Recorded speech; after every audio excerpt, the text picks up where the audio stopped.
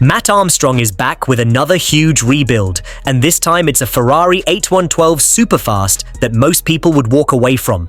He picked up this crashed V12 Ferrari from Copart, listed as runs and drives, showing around 9,000 miles, but the moment the car arrived, it was clear this wasn't going to be simple. The rear of the car looked clean, but the front was smashed, and straight away they couldn't even get the car out of park. Ferrari uses a special tool to manually put the gearbox into neutral, so they had to access it through the rear carpet just to move the car. Once they started checking the engine, things got worrying fast. There was oil inside the air intake, oil in the air filters, and when Matt pulled the dipstick, the oil looked milky, which usually means water contamination. That's the kind of sign that can point to serious engine damage. The big fear was that oil or water might be sitting inside the cylinders, and if they tried to start it like that, it could bend rods and destroy the V12. So before turning the key, they removed all 12 spark plugs, pulled off the coil packs, and inspected each cylinder with a camera. One by one, every cylinder looked clean. No water, no oil inside. All the spark plugs looked normal. That was a massive relief. They added a bit of fresh oil and decided to try a first start. The Ferrari fired up, but immediately pushed out a strange milky sludge from the PCV system. That confirmed the oil had been mixed with water, but the engine itself was still alive. If you're excited to see how this V12 survives, make sure to hit subscribe and turn on notifications. You won't want to miss a single moment of this insane rebuild. Matt explained that the PCV system recirculates crankcase gases back into the intake, and if oil becomes contaminated or overfilled, it can push that mess into places it shouldn't be. When they drained the oil, it looked like caramel syrup. The oil filter was basically washed out. They also noticed an oil cooler pipe that had been crushed, which could have caused pressure problems. At this point, they didn't know if the issue was a head gasket, oil cooler, or just water trapped somewhere in the system. They carried out multiple oil changes, flushing the engine again and again. Every time, the oil came out milky. It took more than 6 flushes before things started improving.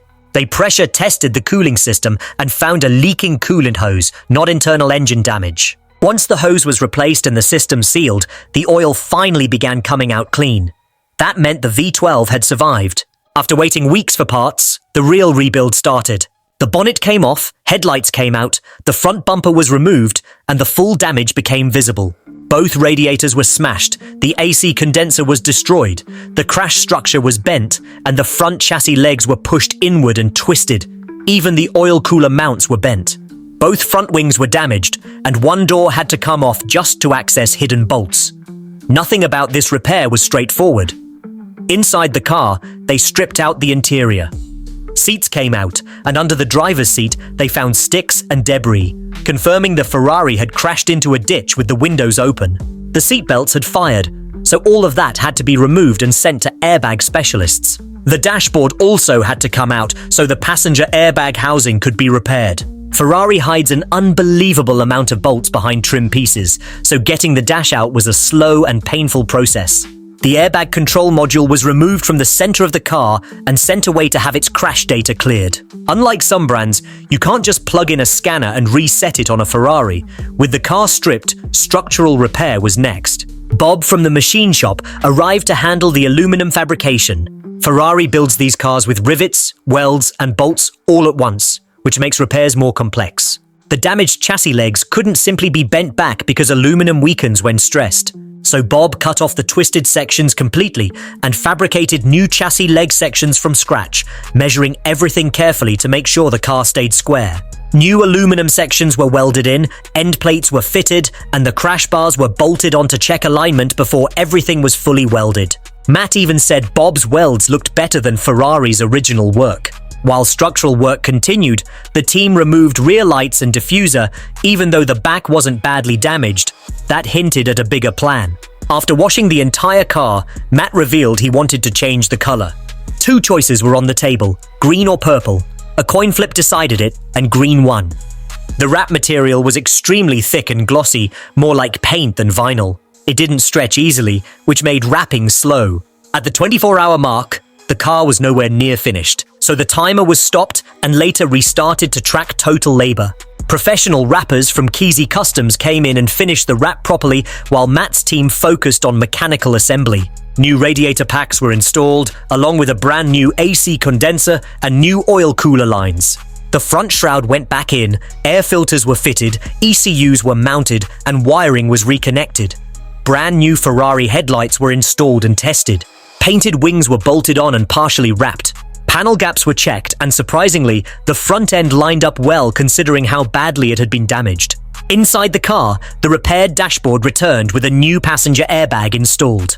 The seatbelts came back reset with new pretensioners. Door cards were repaired. Everything was bolted back together, although they still somehow ended up with a few leftover bolts at the end.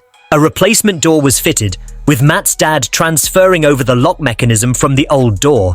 Rear lights were reinstalled, boot trim went back in, and the gearbox tool was removed so the car could shift normally again.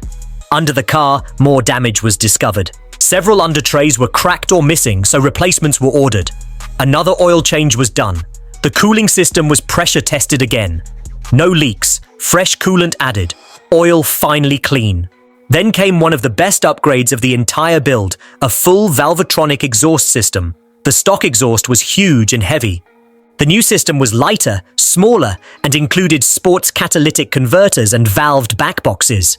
On cold start, the Ferrari sounded insane. A deep, aggressive V12 scream that completely transformed the car. CT carbon body parts were added next. Front splitter overlay, side skirt extensions, rear diffuser overlay, and carbon spoiler extensions. Each piece fitted cleanly and made the Ferrari look much wider and more aggressive.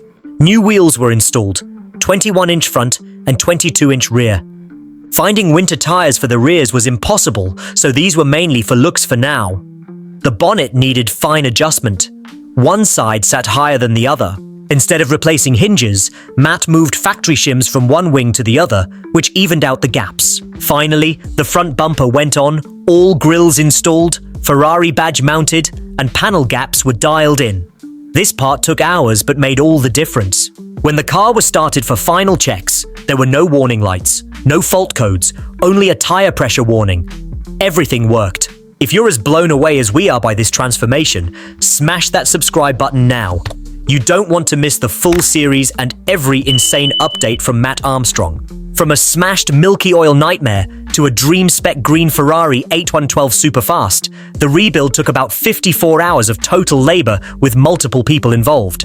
And while Matt already has massive projects like the Bugatti rebuild in the background, this Ferrari proves once again that he's willing to take on cars most people would call impossible. The final reveal shows a flawless green V12 Ferrari that looks better than new, sounds unbelievable, and isn't leaving Matt's collection anytime soon.